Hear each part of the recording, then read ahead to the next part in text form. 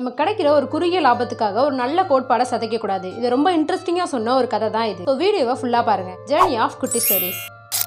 ஒரு நபர் அவரோட குதிரையில வீட்டுக்கு போயிட்டு இருக்காரு. போற வழியில இன்னொரு நபர் மயங்கி கிடைக்கிறத பாக்குறாரு. அவரோட முகத்துல தண்ணியை தெளிச்சு அவருக்கும் தண்ணியை கொடுத்து அவரோட மயக்கத்துல இருந்து எழுப்ப ட்ரை பண்றாரு. மயக்கத்துல இருந்து எழுந்த அந்த நபரை அவரோட குதிரையில உட்கார வைக்கிறாரு. குதிரையில உட்கார்ந்த உடனே வேமா அந்த நபர் காலை அசைச்சு அந்த குதிரையை ஓட்டிட்டு போயிடுறாரு. இப்பதான் அந்த குதிரையோட ஓனருக்கு தெரியுது குதிரையை திருடுறதுக்காக தான் இவன் சும்மா மயங்கிற மாதிரி நடிச்சிருக்கான் அப்படின்னு. குதிரை இப்ப இல்லாததுனால மெல்லமா நடந்து அவரோட வீட்டுக்கு போய் சேர்ந்துடுறாரு. கொஞ்ச நாள் கழிச்சு சரி புது குதிரையை வாங்கலாம் அப்படின்னு சொல்லி ஒரு சந்தைக்கு போறாரு. சந்தையில அந்த திருடன் அவரோட குதிரையோட நின்றுட்டு இருக்காரு. இதை பார்த்த உடனே மெல்லமா அந்த திருடன் கிட்ட போய் அவர் கூப்பிடுறாரு. குதிரையோட ஓனரை பார்த்தா அந்த திருடனுக்கு ஒரே ஷாக் ஆகுது. குதிரையோட ஓனரும் அவர்கிட்ட எதையுமே யார்கிட்டயும் சொல்லாத அப்படின்னு சொல்றாரு. அந்த திருடனும் ரொம்பவே தடுமாறி என்ன யார்கிட்ட சொல்லக்கூடாது அப்படின்னு சொல்லி கேட்கிறாரு. நீ இந்த குதிரையை என்கிட்ட இருந்து எப்படி எடுத்தங்கிறத யாருக்கிட்டையுமே சொல்லாத. இந்த விஷயம் மத்த எல்லாருக்குமே தெரிஞ்சுன்னா ஒருவேளை உண்மையாவே யாராவது ரோட்ல மயக்கம் போட்டு விழுந்தாலுமே யாருமே அவங்களுக்கு ஹெல்ப் பண்ண மாட்டாங்க. குதிரை இல்லைன்னா கொஞ்ச நாளே சம்பாரிச்சு என்னால புது குதிரையை வாங்க முடியும். ஆனா ஒரு நல்லவங்களை இதனால பாதிக்கப்படக்கூடாதுன்னு சொல்றாரு. உன்னோட ஒரு குறுகிய லாபத்துக்காக ஒரு நல்ல கோட்பாடை சதைக்காத அப்படின்னு சொல்லிட்டு போறாரு. நம்ம தேவைக்காக மத்தவங்களை கஷ்டப்படுத்துறதும் பெரிய ஒரு தப்புங்கிறத இப்போ அந்த திருடன் புரிஞ்சுக்கிட்டாரு.